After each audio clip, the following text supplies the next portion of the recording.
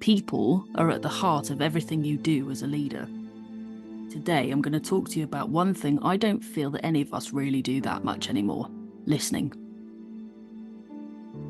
My personal belief is that listening is your most powerful tool as a leader. You'll learn more from listening than anything else in life. When was the last time you were truly silent? Whatever it is you need to do to reduce that noise, remember how much control you have over it. It'll help you identify whether your intentions are to listen to understand or listen to respond. There are two very fundamental pieces of information you need to know to be able to motivate anyone. And when you're listening to understand someone, you hear them. So listen to understand not just what they're saying, but who they are.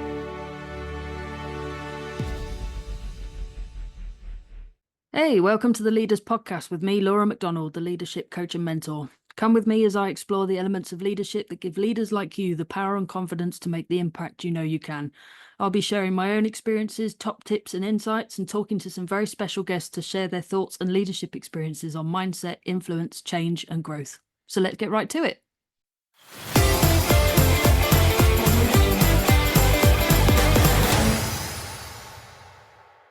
One of the big differences between management and leadership is where you place your focus. When you're managing, you're prioritizing coordination and organization and efficiency. When you're leading, it's all about people. You are fostering creativity, encouraging new ideas, inspiring people, motivating them, empowering them. People are at the heart of everything you do as a leader.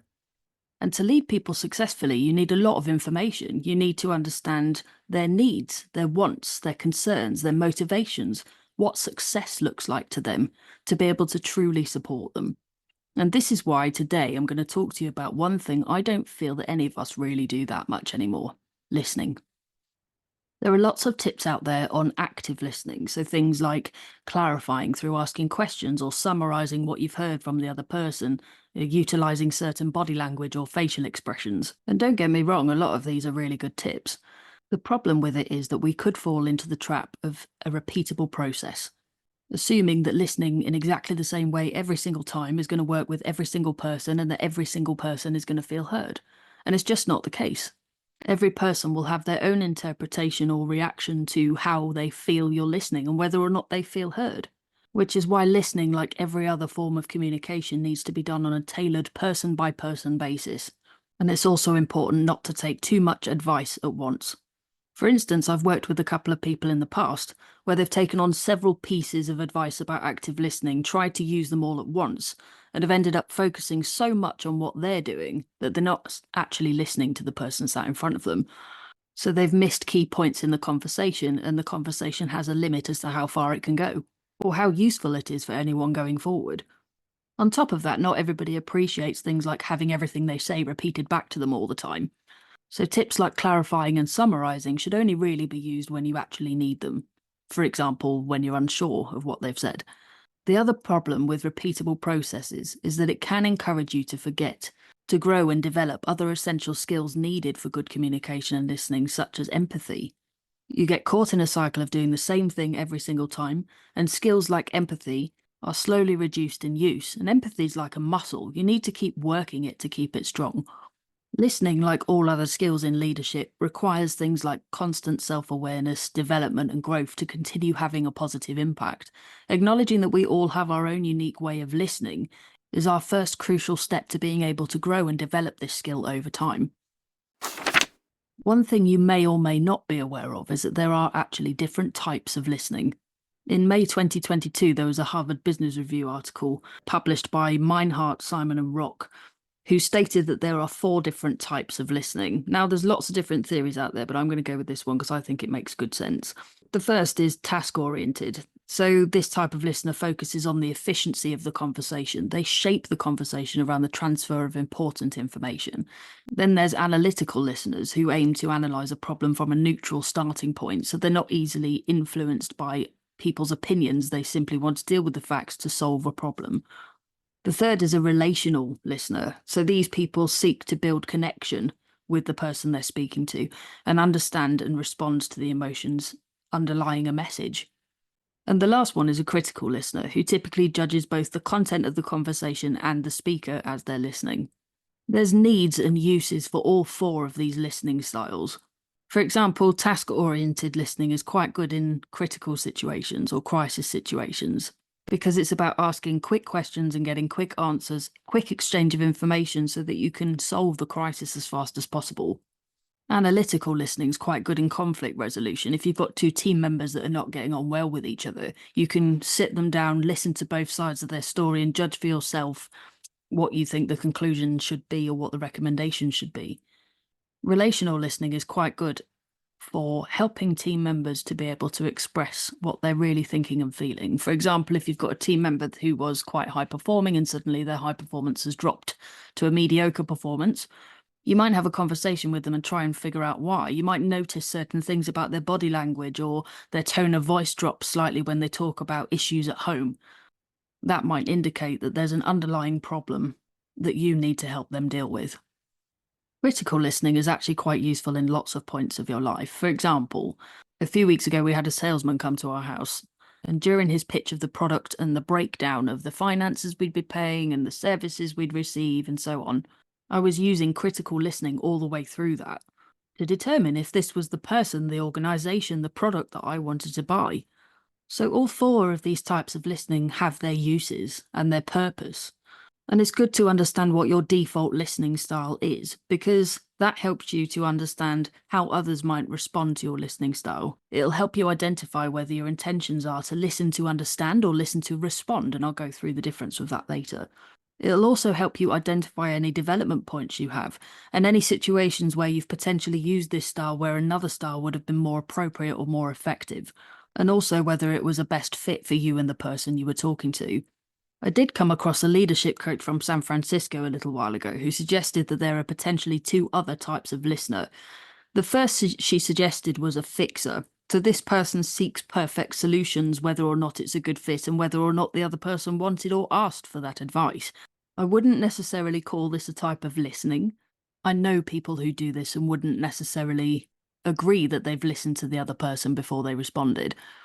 But one other she suggested was called the trampoline listener, which is where you bounce what the person has said back to them in order to uplift them and empower them. Although I'd probably see this more as a characteristic of analytical listening, rather than a listening style in its own right. As I said, there are lots of other theories of listening out there, but I like this one because I think it covers all the different scenarios that you could come up against as a leader, and all the ways that you might need to listen to your team to know what you need to do next. Like many other theories related to leadership and all the skills that encompasses, this is about learning to use all four styles appropriately and well. My personal belief is that listening is your most powerful tool as a leader. Anything you need to do to support your people comes from listening. When you hear what people need, what they want, what they do on a daily basis, when you hear about their lives and who they are as people, when you hear them as an individual, and when you hear what success looks like to them, you have a much clearer picture of how you can support them and make that impact you know you can make. When was the last time you were truly silent? I'm sat here recording this podcast right now, and there's appliances going off on the background. There's traffic on the street outside. Even the fan from my laptop that's recording this thing is creating just a tiny bit of noise that prevents me from sitting in silence. In today's world, it's really difficult to come across true silence. And as a result, we're not that comfortable with it anymore. It is a busy, busy world. There is always noise around. We have technology coming out of our ears. As I said earlier, there's always appliances going off in the background, even if it's just a slight whir of a fan from a fridge. And all of that noise makes it really difficult for us to hear each other. If you've listened to my episode with Joanna Rawbone, you will know that there's half the population that need to retreat to their own thoughts to contemplate answers and give you the real one. But due to the development of this uncomfortable feeling with silence, a lot of people feel very quickly pressured into filling it. I'm going to do a little experiment just now. I've got my timer sat in front of me. As long as you're not operating a vehicle or something dangerous in this moment, just stop what you're doing and sit in silence with me for the next 10 seconds.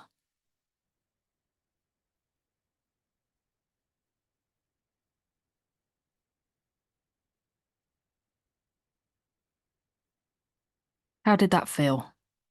Was it unnerving? Did you feel relaxed?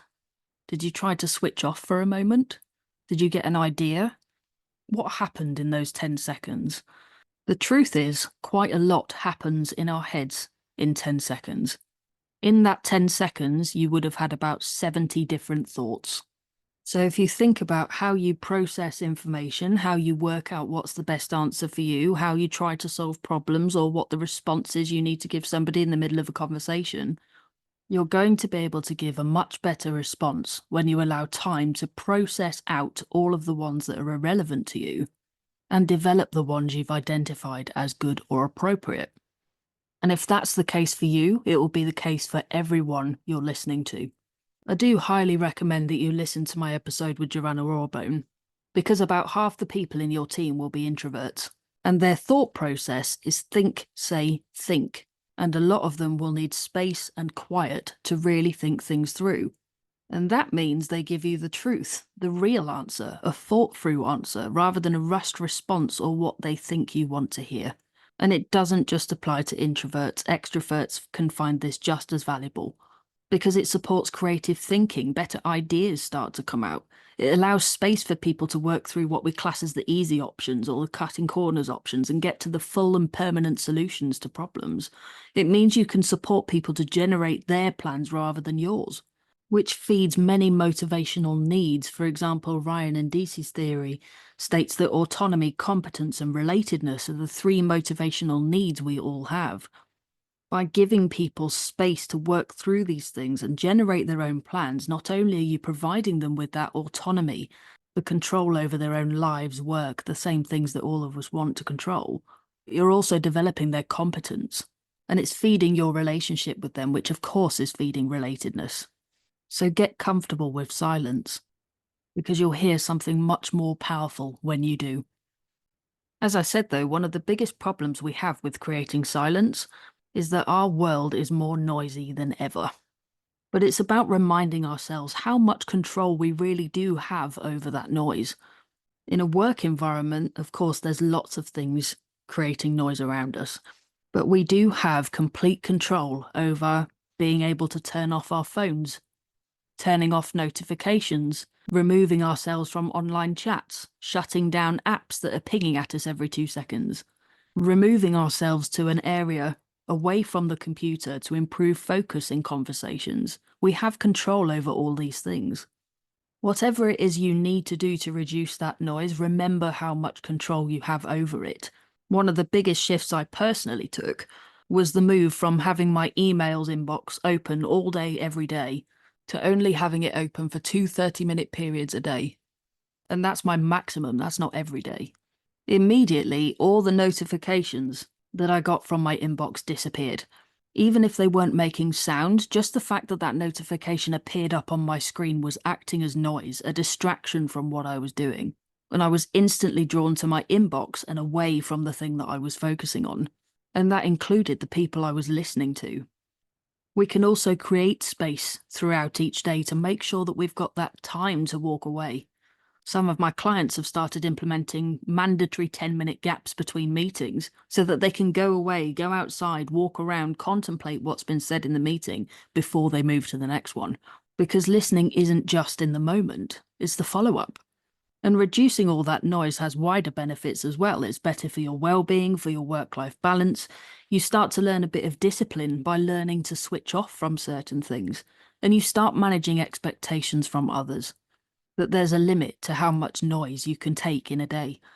And all those benefits I listed earlier to the person you're listening to just by you giving them silence also apply to you. You're going to have better ideas. You're going to get more creative. You will be able to work through your easy options and corner cutting exercises to get to the full and permanent solutions. You can support yourself to generate your own plans rather than conforming to somebody else's because you don't have time to work out your own. It gets you used to the concept of listening to yourself. And one major benefit of that is that it drives your self-awareness because you can hear what you want. You can hear what you think. You can hear how you feel and how you respond to certain things. And that develops your emotional intelligence over time, which allows you to create better relationships and even further grow your ability to listen to others. Recognize the power of that silence and remind yourself over the control you have to get it. Those first few seconds of that 10-second exercise we just did might have felt slightly daunting to begin with, but that feeling eases off, and the more you do this, the more comfortable you get with silence. And when you're comfortable with silence, the people you're listening to will be comfortable too. Earlier, I mentioned listening to understand versus listening to respond. Now, when you're speaking to anyone in life, the one primary thing you probably want out of that conversation that's consistent across the board is to feel heard. And that need to feel heard will be the same for anyone you talk to. Think about all the times when you've been speaking to someone and you feel like you haven't been heard. One of the most obvious indications to you that this is the case is that you received a response that either cut you off before you were finished, started the millisecond you stopped speaking, or had clearly been brewing in the other person's head while you were still talking. These are indicators of listening to respond.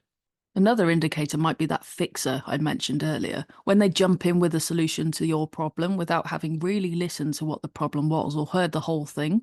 They're simply just trying to fix your problem as quickly as possible so they can move on. Now, these are the most obvious signs, but the truth is we all do it. We all listen to respond at some point in our lives.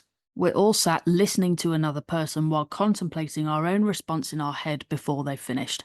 And silencing that voice in our head can be really difficult. But with practice, this gets easier over time. And of course, there's benefits all around. The benefit to the individual you're listening to means they really do feel heard and are likely to get a constructive response from you, which deepens their emotional commitment to you, expands their trust in you, and makes them feel as if they're getting tailored communication, which is what everybody really wants.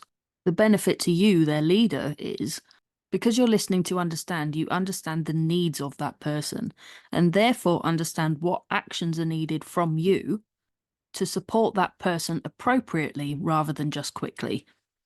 You've heard the whole story, all the facts, really thought about it before you've contemplated what your response should be. And this is another place where silence can be really useful. Give them the silence they need to communicate to you what they want you to hear, and take the silence you need to contemplate the response they need from you. It also helps develop your empathy, your coaching ability, your mentoring skills, your problem-solving skills. You give better all-round support to people. And the big one here is that you have a lot less assumptions about what you think people need. You've heard it directly from them. So instead of assuming that you know what they need and acting on their behalf without really talking to them, you've really heard their response. You understand what they personally need and are able to act in accordance with that. But the single most significant benefit to both of you by doing this is your ability to motivate them and their ability to be motivated. There are lots and lots of different theories of motivation out there, and of course it's important to apply the right one at the right time with the right person. But there are two very fundamental pieces of information you need to know to be able to motivate anyone. And when you're listening to understand someone, you hear them. I believe there's two key questions you need answers to from everybody in your team that you can get simply by listening to them every day, listening to understand, that will inform how you can motivate them over time. The first question is, why this job? Of all the things they could have done in their life and all the companies they could have done it with, why this job? Why this team? Why this organization? In the beginning, their answers are likely to be things like, I thought the role sounded interesting. It's my area of expertise. I read good reviews about what it's like to work here. But over time, those responses grow into answers like, I have a leader and colleagues that support me. I enjoy working in this team. We have a positive atmosphere. And the longer they stay, the more likely their answers are to become things like, I believe in this company's vision and mission. I feel a personal connection to the values and culture we have here. I feel like my role has purpose and meaning. But there's other pieces of information in there. I get the chance to progress in my role. I feel like I'm always learning. I get the chance to do lots of different activities in my job. I get to meet new people all the time. I get the space and time I need to do my work efficiently. My employer supports my work-life balance. This is a field of personal interest for me. I think I can help my team do great things. I like supporting and developing other people. The list is endless. There's so many different things that somebody could say to you about why this job, and it will continuously grow and change over time. So constantly listening to understand somebody about what they really think about your team, about you, about the organization, is critical to you keeping them engaged and motivated in their role. The second question is a little bit more complex, and the potential list of answers that people could give you for this one is much, much larger. When I do any kind of training around motivation, one of the first things I do is ask the group what they feel their team is motivated by and what they are motivated by. In most cases, when it comes to what the team are motivated by, the first answer that comes out is money. But when it comes to what they're motivated by, very few leaders say that they're motivated by money. But my personal belief is that nobody on this planet is motivated by money. It is the thing we give away fastest and easiest in life. The real motivation is what we do with it. So the second question you need to ask is, what do they spend their money on? Some people will give you answers like keeping a roof over my head, making sure my children get the education and the playtime they deserve, buying my first car, renting my first house, my dog, my cat, my hamster. Other people will give you more specific answers for things that they're excited about or looking forward to. And this is why this one is a little bit more complex, because what we spend our money on changes consistently over time. If we journey back to 2018 for a moment, in that year, I was getting married, buying a house, and going on my honeymoon to Australia. All things that cost a lot of money. And with a huge amount of work and cutbacks in other areas, my wife and I did exactly that. We got married, we bought a house, and we went to Australia. But once 2018 was done, those things are now over, and I'm not spending my money on that anymore. My priorities shifted.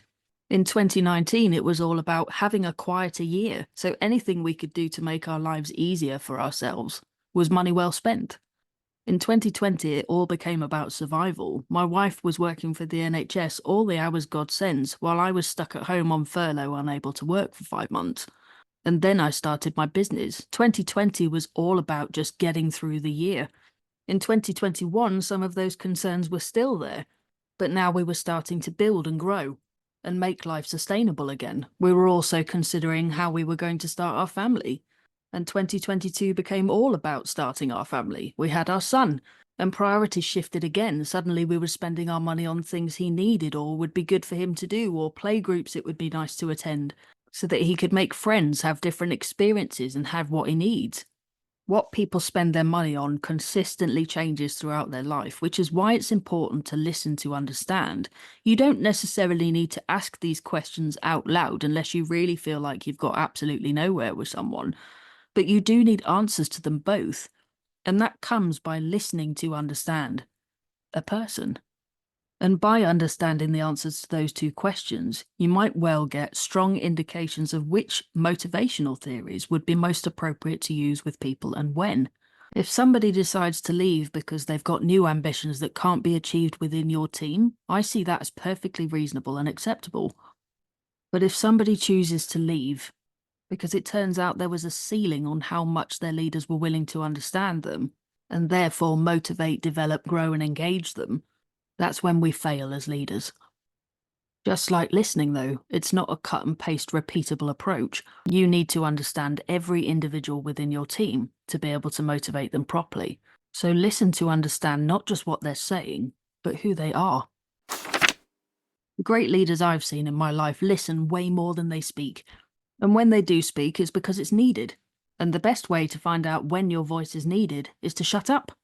You'll learn more from listening than anything else in life. And to quote Celeste Headley, there's no need to learn how to show you're listening if you are, in fact, listening. Until next time, everyone.